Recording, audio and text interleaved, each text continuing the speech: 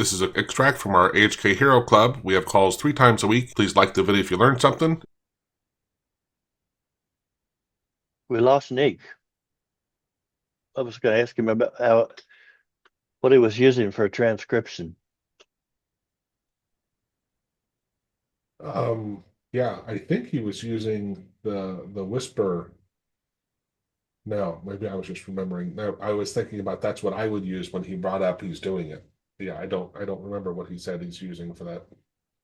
I do remember him saying how for dictation versus the command stuff, they're two different things that how you feed the model, right? They're very different in what they're watching for. Yeah, thanks for the voice for commands. He was still using the SAPI interface, which is what I developed and then passed over to him.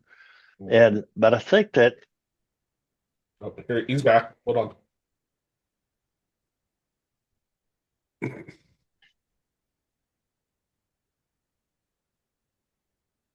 Nick,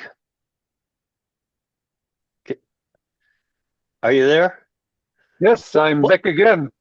What are you using for? I don't know. I don't know what happened, but my PC restarted completely. Completely. What are you using for the dictation? What are you using? Whisper?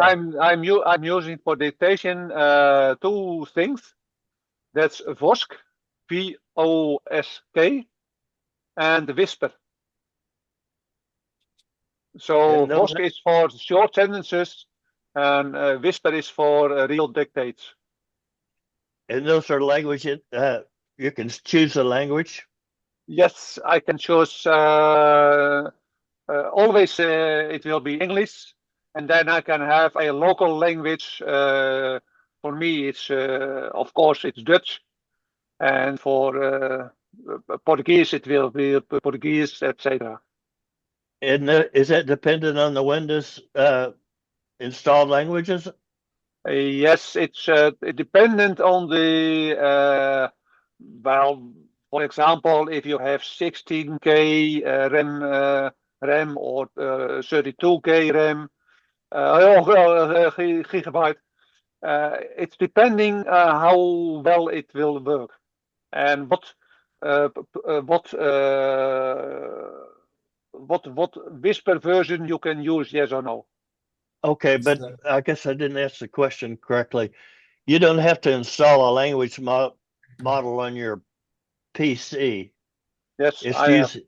Yes, I have. Oh, you do? Okay. Yes, you do. It's in fact, Vosk as well as Whisper are talking with Python, so you have to install it before. So I have to make a documentation how to do that. So you're writing the code in Python? Yes, that's it. I was just wanting to tell something. It's nice to see the big difference between you and me. You are constantly talking about AI. I'm asking AI. I'm going to AI. I'm doing AI. And when I see something like this, I'm starting with taking a booklet about Python or a booklet about C++, or so I want to learn things. I want to understand what I'm doing. Sure. It's a big difference between you and me. We are opposite. We are completely opposite. It's really nice to see how you are thinking and how I'm thinking. Yes. Yes, it is. Yeah, it's one thing I like about this. In fact, Joe is in the middle of us. Joe's a little bit of both parties. Yeah, I think I'm much closer to Connie than to you. I understand a lot of what can be done, right? But it's one of I was going to say. I think it's one of the great things about this group is, and there's no judgment either. Like we have different approaches. No, it's not nothing. But we are all equal. We are all human. We are human. Hey, Nick, I'm curious. Do you happen to know, like, how good is your GPU on your computer? Do you have a beefed up one? Well, in fact, I have 32 gig of gigabyte of RAM, so I have GPU. And when I would have 16 gigabyte, then I wouldn't have CPU. It depends on how many RAMs my system has. I've a mini PC, not a real laptop. Oh, okay. Okay, gotcha. Wow. Um, and I'm curious if I'm here. I was watching something that reminded me about NVIDIA's, I think it's a DGX Spark. It's like a Yeah. standalone GPU that they're selling now that can run models. And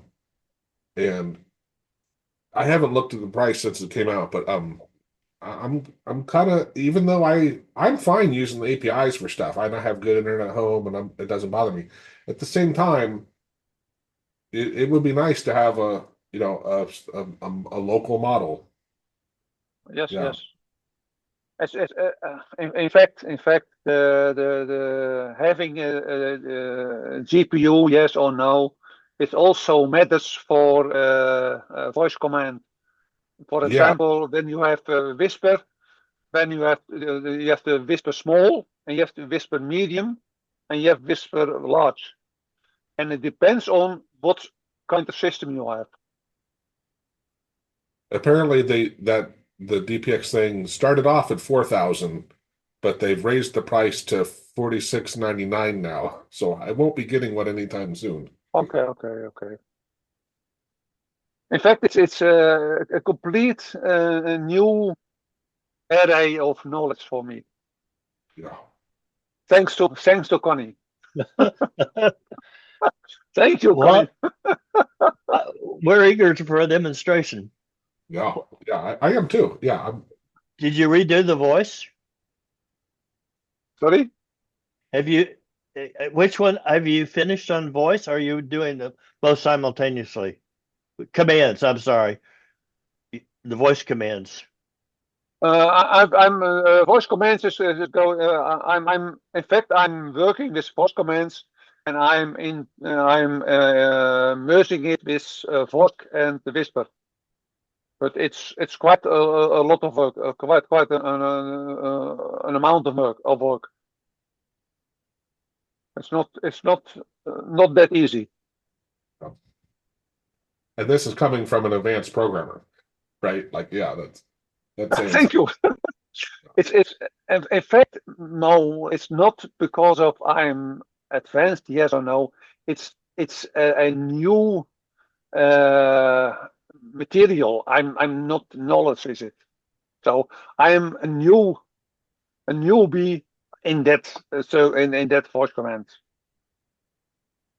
But you know the language.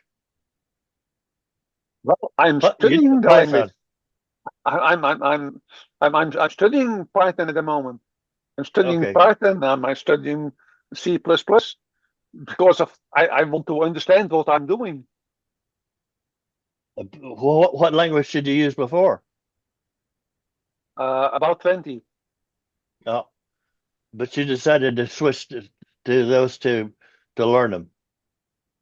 Yes, still, yes. Okay. Now, to learn them is not that difficult, but to learn them well, to learn them in the corners, that's difficult. It's the same as AutoHotkey.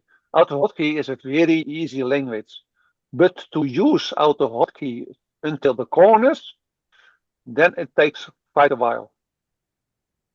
You knew 20 languages, but you didn't know Python and C++? I knew Python, but not in the corners.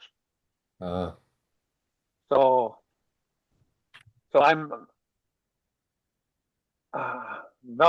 I'm now using Python with other libraries, and that's what's new for me.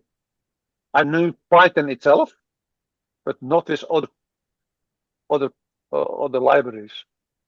Well, and correct if I'm wrong, Nick, when I was studying Python, the big difference, because I learned AutoHotkey first, then I started learning Python. And what amazed me was AutoHotkey has so much built-in functionality that you don't need extra libraries for a lot of stuff. Python, there's very little built into it. Yes. You know, you go to do almost anything, you need to have libraries or modules, is what I think they call them, right? Yes. For doing almost everything. And I was like, wow, oh, okay. Which is, it's fine. It just made me realize AutoHotkey is different because we're connecting to the Windows. We use the Windows built-in API calls and shell stuff, Win32 controls to do so much. That's why AutoHotkey has so many things you can do. It really doesn't. It's connected to Windows. AutoHotkey is very specialized for that. Because of when you use JavaScript, then also in JavaScript you have a lot of libraries. Okay. And then yeah, that's awesome. But yesterday, I started my career with a famous language called COBOL. Maybe you heard a bit about it. Yeah. Connie is laughing. Yeah. Yes, I started with. I wrote one program in COBOL. It's used a lot over the world still. And COBOL is evolved too. Okay, but I've used to write in COBOL, Fortran, Algol, Simula, well, a lot of languages. And in fact, you have to study 5 types of languages, and then most of the other languages are look alike. Syntax.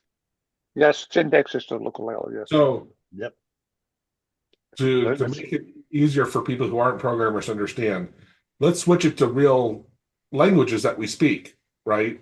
So it's like saying, hey, there's Latin languages like French and Spanish, and I think even Portuguese and stuff. They're off the same kind of core base. So if you learn one, it's really easy to switch around. But then you switch to Arabic or something very different, and Chinese, very different, right? So you're saying there's 5 core kind of types of approaches.